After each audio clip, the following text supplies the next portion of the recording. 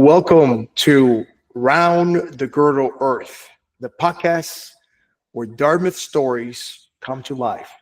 And I'm your host, Giovanni Jerez, a class of '03.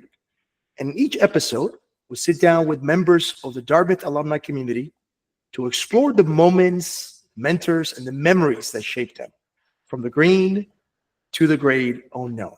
So whether you graduated last year or decades ago, these conversations offer a window into the journey that we have taken and the common threads that connect us all. So grab a coffee, take a walk, and let's dive in. And our special guest today is Susana Guajardo. I think you have 3 Dartmouth degrees. So I know from an undergrad you graduated in '04, and then it seemed like you went to Thayer and then a master's or something. Now, what do you start as there? What's your relationship to Dartmouth? Yeah, happy to. Pleasure to be here today. Yeah, so I was undergrad class of 2004. And when I came into Dartmouth, I decided to be an engineering sciences major. And so I stayed through '05 to get my bachelor's in engineering from the Thayer School. And then because I still didn't know what I wanted to be when I grew up, I stayed for a 6th year and I got my master's in engineering management. So I have 3 degrees, '04, '05, and '06. Wow. Talk about, high achievers, right? Like not just 1 degree. I want to get 3 of them. That's So I'm curious, Susana, if you could start us off your life before Dartmouth. What was that family life? Where were you originally from? What's your cultural background? Give us a glimpse into all of that. Sure. So I'm originally from New York City. I grew up on the Upper West Side, just south of Columbia University. My father is an immigrant from Argentina. He came here in his mid to late 20s after not graduating college because he failed English and thought he would try a new life in America.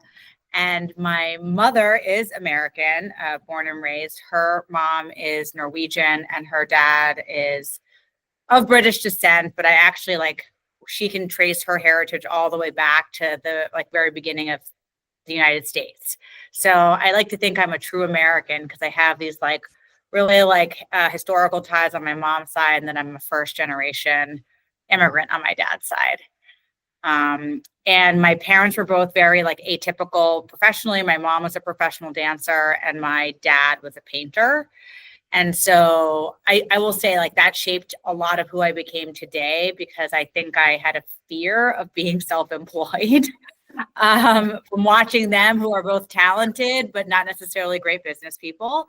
And so as I got older and was in I went to public school for my entire upbringing until high school. What city is this? New York City. In New York City. Okay. Yeah. So, so one thing, my parents moved out of the city into what I call upstate New York. It's about an hour away in Orange County, New York, when I was in middle school.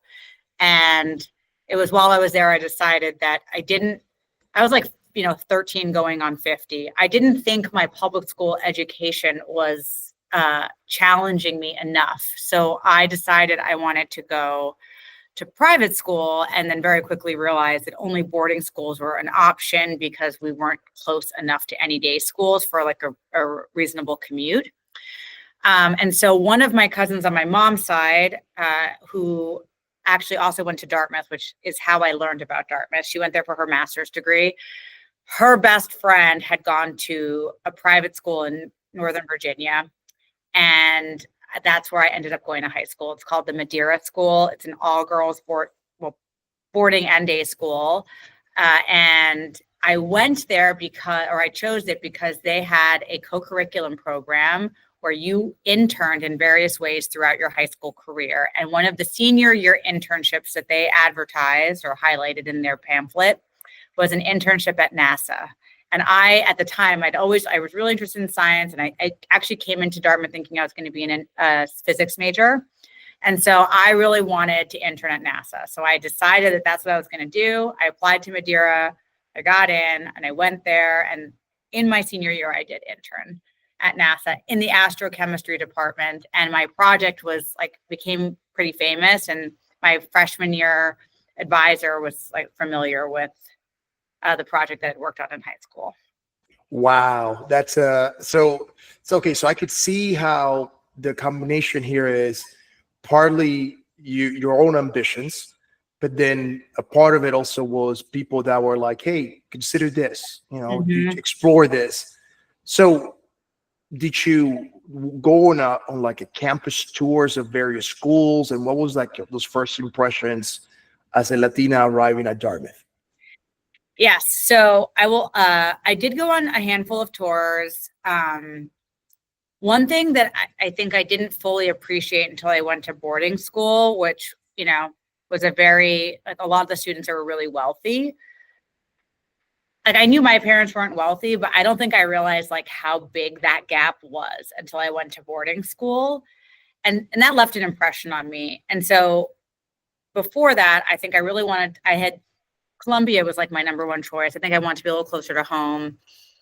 And I realized after high school that I actually would prefer to be in a place where money didn't necessarily play as big of a role in your day-to-day experience, because it became, as a teenager, it's stressful to have some friends who just have like unlimited spending power, unlimited access to things. And like my parents couldn't provide that. My parents, they were fine, but like I wasn't, untethered in my ability to spend money and have experiences. And so that was something that I hadn't thought about before. And so while I started actually looking at colleges my junior year, I think I started to prioritize places where I would have like a more curated college focused experience versus being a college student in a big city where you have the school and everything else that the city has to offer. I'm from a city. I assumed I would live in a city again. I was like, this will be my one time where I can be kind of off in a small town. And that's my life. And so I came to that conclusion sort of both between my high school and as I started to visit colleges. And Dartmouth actually paid for me to come up and visit. I think as a Latina in STEM, I think I was, they're always like looking for, to increase the diversity, especially in their STEM community.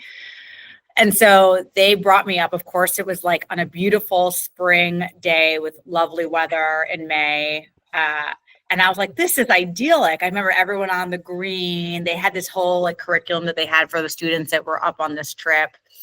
And I thought this was just like the most picturesque place. Like no one explained to me that it's like winter 10 months out of the year. And that I would have to like buy these technical jackets with like multiple layers that even in New York City, like I did not appreciate the cold. And so I visited it, and what I remember explicitly comparing it to was my visit to Princeton. And like, no offense to Princeton grads, Princeton's obviously an amazing school. But I remember being really intimidated by the eating clubs at Princeton and thinking like, I don't want my like food to be defined by my social status. And granted, we have like the whole Greek system at Dartmouth, but I felt like from what I saw, it just felt much more expansive, or just like there's something for everyone. And everyone was friendly and welcoming. And I didn't feel overwhelmed. And I also love that professors taught all the classes. And so that combination of things I learned and experiences I had while visiting made Dartmouth actually my number one choice when I started applying to schools. Wow, that sounds like there was a lot of thought that went into your decision of picking Dartmouth. And to me, the highlights really are that how this green bubble, right? This Dartmouth bubble actually allow you to bring more focus into your actual 4-year undergraduate experience, your academic ambitions, and also like that you found it to be a welcoming place, right? Like even though it's in the middle of nowhere, right? And even though it has a very harsh winter, even compared to New York or even Boston, where I'm from, the winters at Dartmouth are different. You still found it like, wow, this is my number one choice. You were attracted to it. So let's do some rapid fire questions about your Dartmouth experience. Okay, so what was your major? Engineering sciences, modified with studio art undergrad. Did you do any sports, varsity, intramural?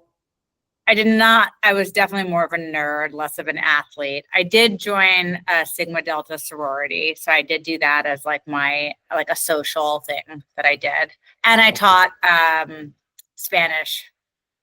Okay, in the Rashes program, Mhm. I did the same thing as well. Yeah. What was your favorite dorm or your favorite campus space?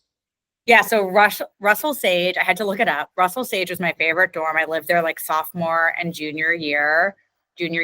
I liked it was like tucked away, and like to be honest, I could park my car behind there without a pass, and I almost never got tickets. Wow, And you then got lucky. yeah, and then I have two favorite study spots. If it was not engineering related, I used to study in Novak all the time, and I have very distinct memories of eating Uncrustables at like 2 o'clock in the morning because they were open super late. And then if it was engineering related, it was definitely Thayer Hall because we would all get together the night before problem set was due and just like be there working with each other, helping each other through all of the math. How many all-nighters did you pull? I know back. I would not be able to count, but there was definitely one term where it was like once a week. Yeah, yeah. I found it the academic rigor to live up to its reputation, no doubt about it. Um, was there any class or book that you remember from Dartmouth, I professor? have a yeah, so I have a couple like I think the class I liked the most was my like advanced statistics class. I think it was technically a graduate class, but Professor Lasky in the engineering school and then Professor Kennedy also in the engineering school taught mechanical engineering were my like I would say my closest mentors, and I felt like I learned the most from them, and I like the work was like the right combination of like really hard but rewarding, and I felt like I got better at the end. Got it. Any traditions that you still have memories of from your 4 years? I mean, I would say like in the engineering school, there was this tradition where like we all like we as a group we would sit down and like do the homework together as a team. And there was one student who I think naturally got like 98s on every test and always ruined the curve for the rest of us, but he was like by far the smartest. His name was Alex Price. But I have so many memories of him like sitting down and like staying till 2 a.m., even though he was done, and like helping those of us who were struggling with it, like finish the work. And this sense of it not being a competition amongst each other, but we're kind of in it together, even if it wasn't a team exercise, like that, like collegiality is something that I have like tried to embody in everything I've done since, because I really like that. I enjoyed the most, and honestly, it's why I was an engineering major in the end. Yeah, I like that. That's a really good. I experienced the same thing. Like if I ever felt like I wasn't getting something, I could count on my peers, and they will gladly step in and help Mhm. me, get it. As you think about Dartmouth and Hanover, is there one specific word that comes to mind to Dartmouth and one for Hanover? I mean, I would definitely say for Dartmouth, it was like that collegiality, that like group, not like it's the antithesis of like cutthroat competition, which like I also heard other schools describe that way when I was like in the application process.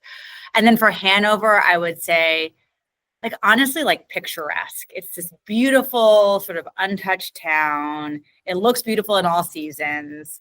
And even when I went for my 20-year reunion last year, like everything, you go from like everything being massive and huge to just like very like in that bubble, right? Like you feel like it's untouched in like a good way.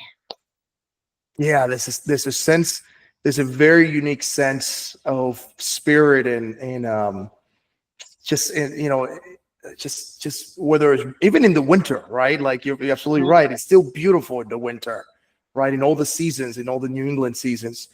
Um, as you reflect back on your Dartmouth journey, if you had to speak to that young woman that was about to enter her journey, how will you optimize your Dartmouth experience differently? I thought about this a lot. I think it's like leading up to college, everything I did in high school had a very specific goal. Like I wanted to go to a top school.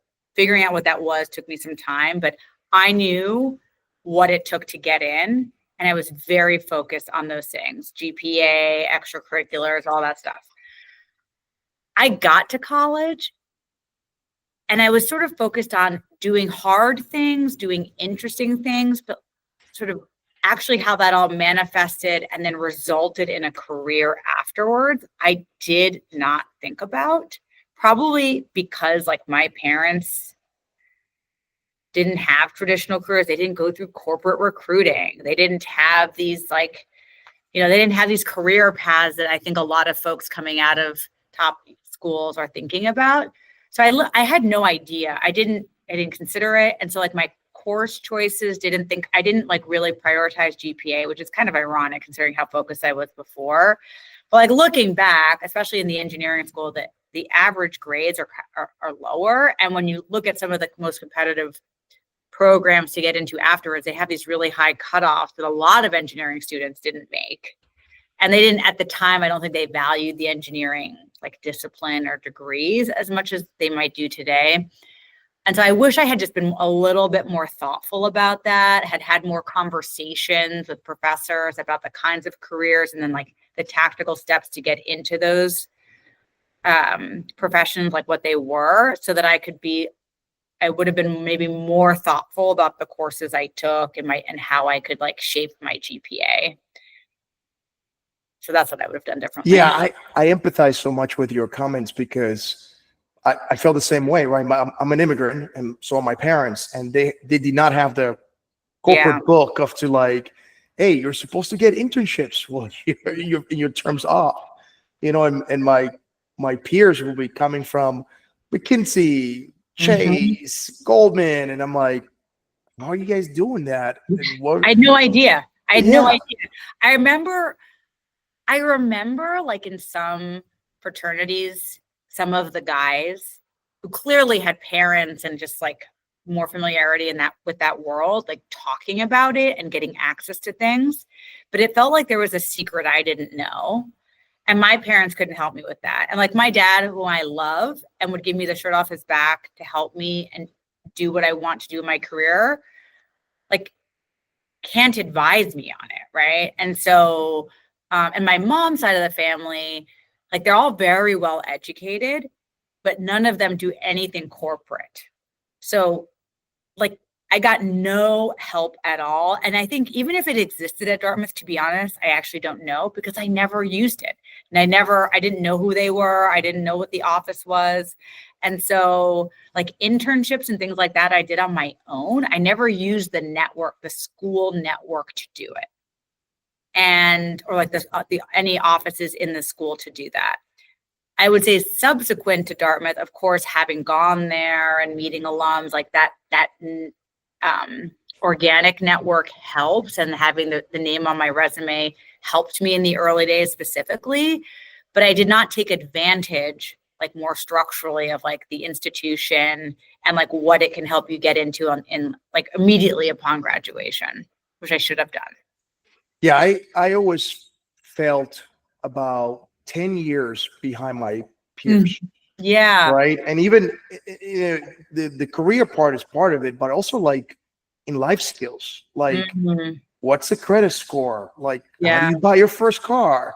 What is this thing about buying a fixer-upper home and flipping it in 2 years and making money of it? And I feel like it took me a good 10 years after graduation for me to learn all those key lessons, right? Because my peers had parents that like knew the system, knew how to play that off and give them a leg up. So your comments very much resonate with me. And that leads me to then ask, what were some of the biggest aha moments or surprises post your Dartmouth experience entering into the real world? Yeah, I mean, I don't know if I had like a specific aha moment, but I can say that, like, to your point, what I think my peers learned in like 1 to 2 years in their first professional job, it took me like I felt like I was stumbling into those lessons like 5 or 6 years later. And I wish I had, at a minimum, had the mindset of asking questions or trying to learn things where it just kind of happened to me accidentally. I think I also was more financially driven by jobs in the early days because I didn't have like a safety net from my parents. I had to pay for like my own way. I didn't have a lot of debt from Dartmouth, but I had some. And so I felt very limited into like the jobs I could get and the incomes I needed to earn. And that drove me in the early days more so than, say, what's a strategic job? How is that going to lead to career growth? Like, how am I like putting the puzzle pieces together with a 10-year view? Like, I didn't have a 10-year view, right? And like, to your point, like I'm at a firm now that I think is like a target exit place for a lot of folks out of undergrad. And like, it never even crossed my mind to apply here. And I don't frankly know if I would have gotten in. And I feel like now I was at a place professionally where like I was attractive to them, but I might have not even gotten through like the resume review part as an undergraduate candidate. So your journey on LinkedIn, right? And I'll share the LinkedIn profile for folks to become familiar with it. But you started in public service, right? In the Department of State, and then you even worked for USAID, and then you transition into the private world. Help us, maybe give us some insights between those two worlds. Yeah, so actually my very first job was at a company called Bearing Point, which was KPMG Consulting back in the day when all the big four were like separating out the consulting arm from the audit arm. And I got that job, and the first like client facing role I had was basically being staffed into the US Embassy in Baghdad, Iraq. So working with the State Department. And then I became a USAID implementing partner, like a team member on an implementing, as a USAID implementing partner, also with Bearing Point, also in Baghdad. And then that job, those two positions ultimately led to me getting having a client at State ask me to come and work for him as an advisor because I built an expertise. And so I essentially I went back and forth between some consulting roles and then government roles. I've had 3 different government jobs in my career. And then in between them, I've worked for consulting firms. And usually those jobs were people asking me to come and take a position and work for them in a specific capacity based on their experience working with me, either when they were in the private sector or when they were my client. And so that's like a unique thing, because most people in consulting either like stay in consulting and then they make one shift into industry, whatever that industry is, or you start in the government and then maybe down the road you try to make a shift into the private sector, and that can be challenging for different reasons. But I've sort of done this like oscillation between. And so that I did not plan. And upon reflection, I actually think it makes me strong in both roles. If I choose to be in a government role, I know how to use consultants. I have a business mindset, so that can help me kind of push the agenda faster if there's a specific set of outcomes I'm being asked to achieve. If I'm in the consulting role, I understand what a client might be thinking about because I've been in that seat before, and it helps me connect with my clients more because they see that they trust me faster because I can talk about my time being in their shoes. But the shift every time has been usually situational. Like there is a particular role or a particular opportunity that somebody has asked me to take. And up until my current, I would say, well, actually, that's not true. My last consulting role was the first time I ever even felt like I had a career path at that firm. Like that was on the table. And that was the first time I ever felt like I could stay someplace and continue to grow. I still left. I still went back to the government because I think public service is important to me.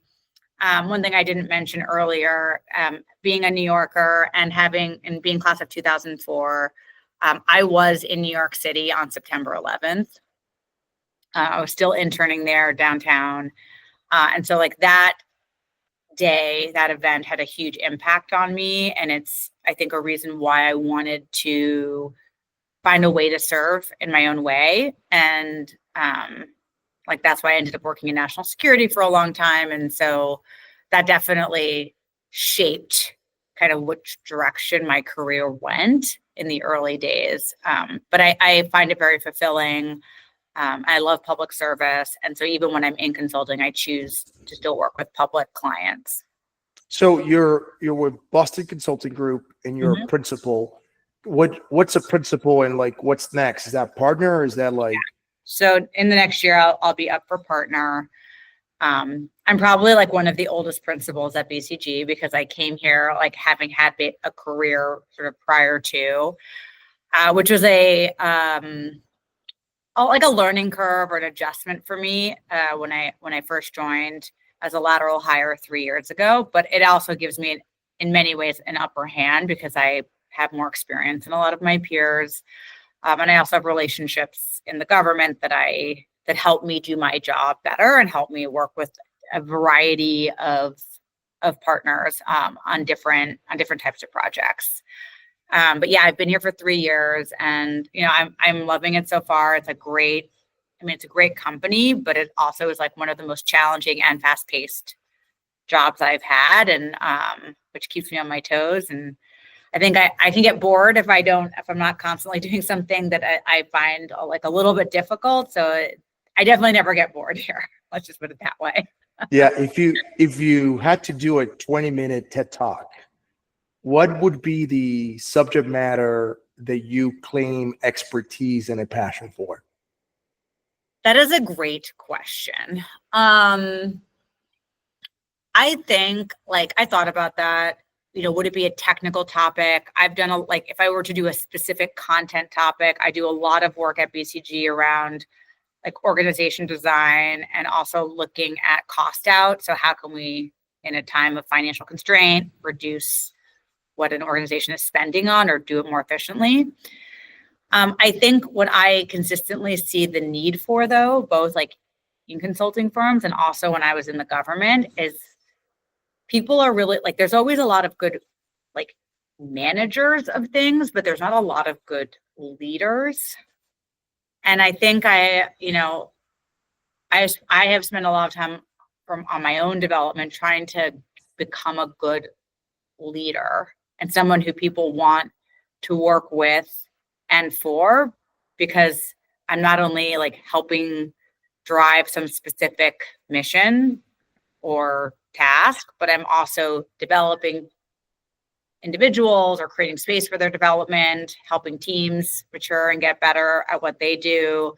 And I also try to convey, I am very principled and we're going to do all these things and we're going to push hard, but we're going to do it the right way. And we're going to hold fast to the things that we hold dear, whatever that might be in that context. And I have found that resonates with people. People want to work in those environments. And I often see places where that's not happening and things break down and people don't understand why. And so I feel what I would love to do, I don't know if I could do it today, but my goal would be to be able to give a TED Talk on leadership from that perspective, bringing in both my public sector and my private sector experiences. No, I empathize with those comments because I myself, have weighted a lot this concept between leadership and management.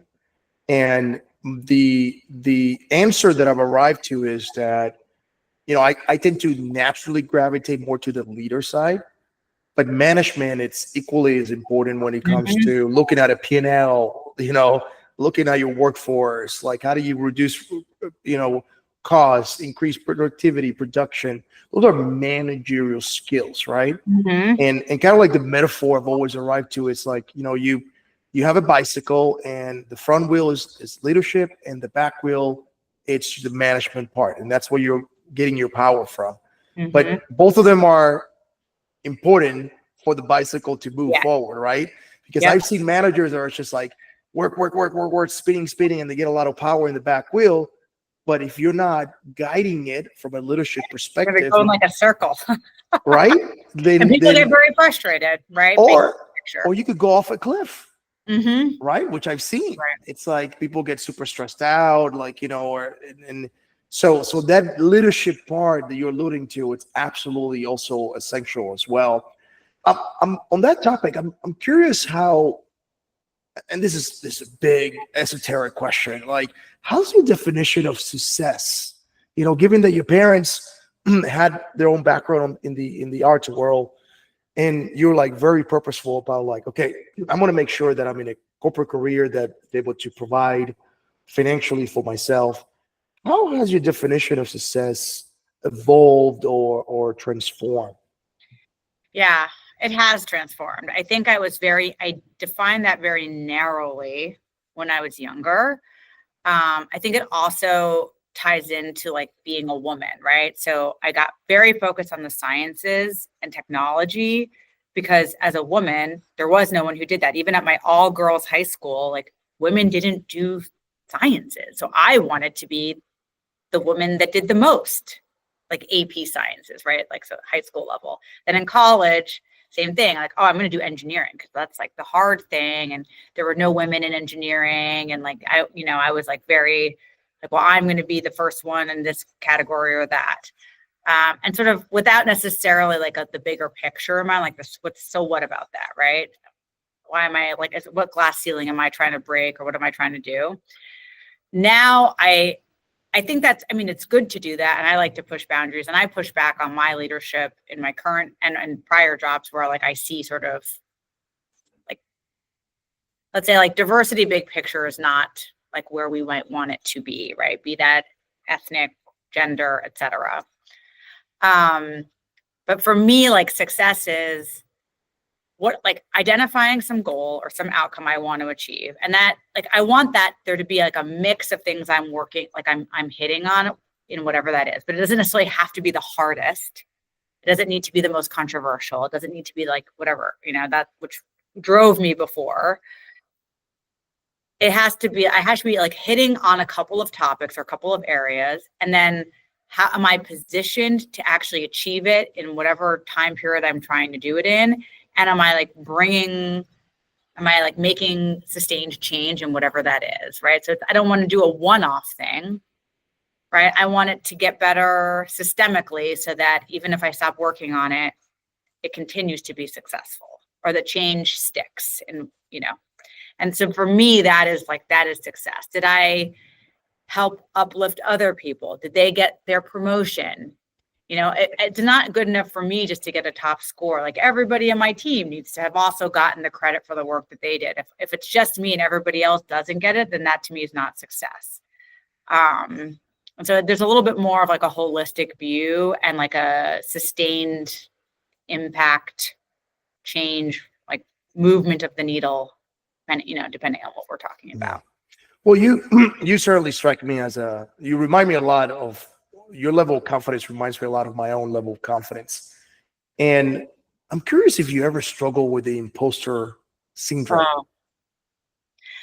I do, and I have moments of it where in a specific situation where I might second guess myself or I question, especially if I disagree with leadership, like, because I'm also hierarchical, right? I spent the 4 years before coming to BCG, I worked for the Department of Navy. Like I felt very comfortable in like a world of hierarchy. So if I'm working for somebody much more senior or working with someone much more senior than I am, and we disagree on something, I will. My instinct is not to like just push. My instinct is to question myself. Like, am I wrong? I want to feel very confident. Probably I need to feel too confident before I'm willing to really push. And there have been a couple of like incidents in recent projects where I really disagreed. I sort of acquiesced, and then I would come to like down the road, come to the conclusion, no, I'm right. And I would like then choose to push back. And then ultimately, if I'm right and I like kind of get the outcome that I was pushing towards, I look back and I'm like, oh, I did the right thing. Like I was right and I pushed for the right decision.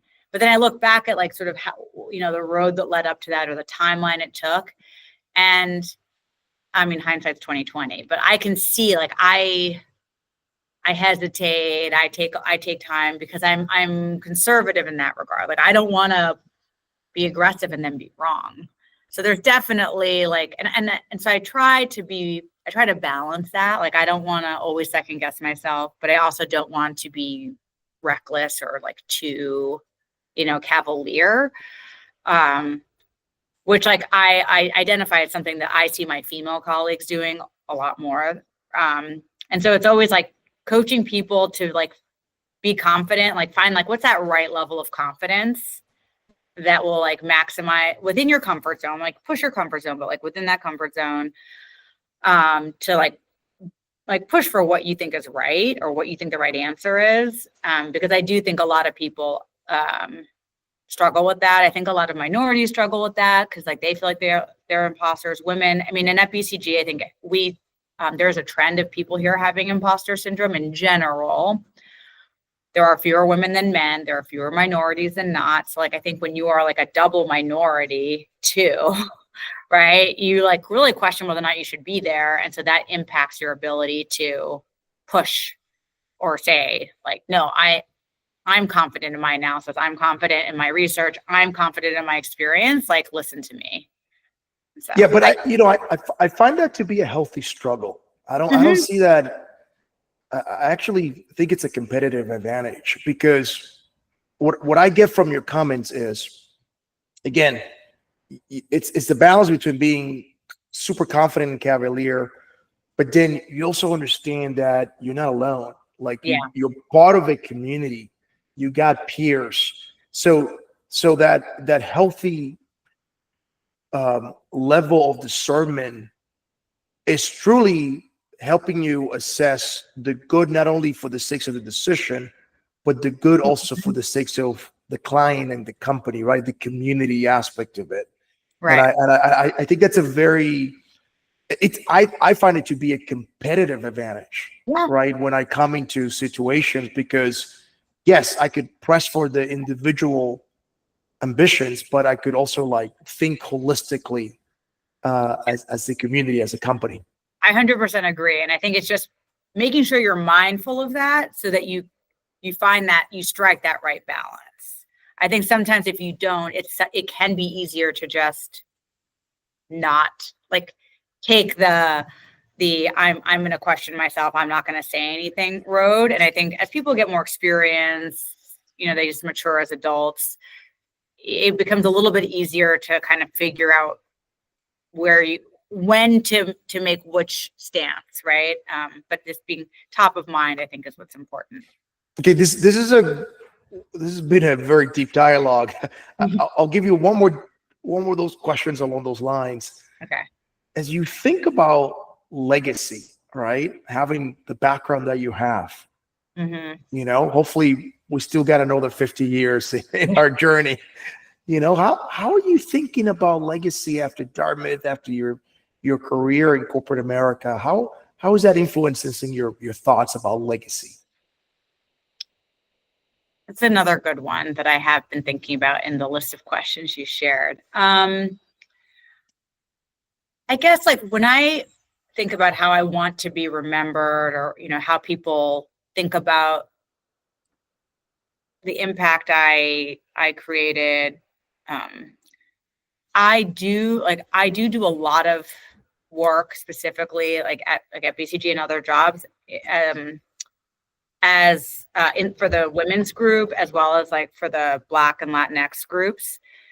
And I hope that I am able to create space for people in those groups, and for everybody, but specifically for women and for minorities, to push their boundaries, feel more comfortable, feel like I have helped lay that foundation for them to do something more than maybe I was able to, or it took me more work. Like, let me do the work so that it's it's less of an uphill battle for them, and they feel like they're achieving parity in terms of access, opportunity, et cetera. And I do that on a daily basis, both like in like kind of individual mentorship, pushing issues with leaders. I also like have taken leadership roles in those affinity groups at BCG and at other firms, so that I can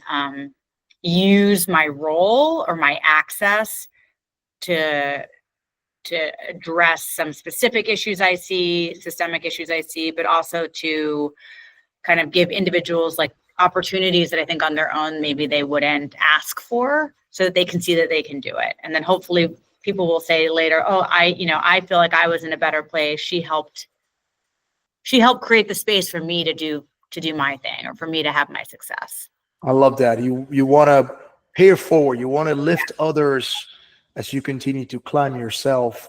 I'm curious, as we wrap up this podcast, if you have any other words of wisdom or any final thoughts, or maybe even like your favorite memory at Dartmouth that comes to mind and just always makes you smile. So I have a favorite memory that I would love to share. For those who knew me at Dartmouth, they would know that for the second like half of my undergraduate career, I had one, if not two dogs. I loved that Dartmouth was a dog-friendly campus, and I used to take them to class with me. And so people, and particularly at Thayer, like knew me, and my first dog was Maddie, and then I had a second dog named Annabelle, and they went everywhere with me. My dad jokes that they got degrees. He's like, I got 3 degrees for the price of 1. Because they sat in all my classes.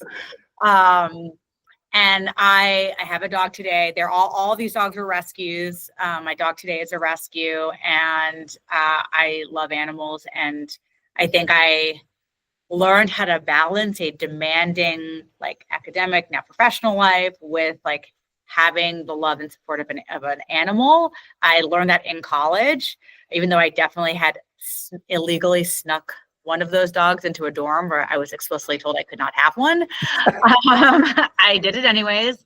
And but like Dartmouth, I remember learning actually about an endowment that was given to Dartmouth on the condition that it became a dog-friendly campus. And that was another thing that I loved about it. And it's just one of my fondest memories about the school, like in general, was my ability to have my dogs with me. Well, on that high note, I love dogs too as well. Thank you for joining us today, Susana, and sharing with us your story, your voice, your journey. I'll share with everybody your LinkedIn profile, so if they want to follow up and connect with you, they could do that. Happy to do that. Thank you, everybody, for joining us on this episode of Around the Girdled Earth. If today's conversation sparked a memory or gave you something to think about, please leave us a thoughtful reflection on the comment section. Make sure you share this episode with a classmate, with another fellow alum. And if that's one more way of keeping the Dartmouth spirit alive and continuing to help our alumni network.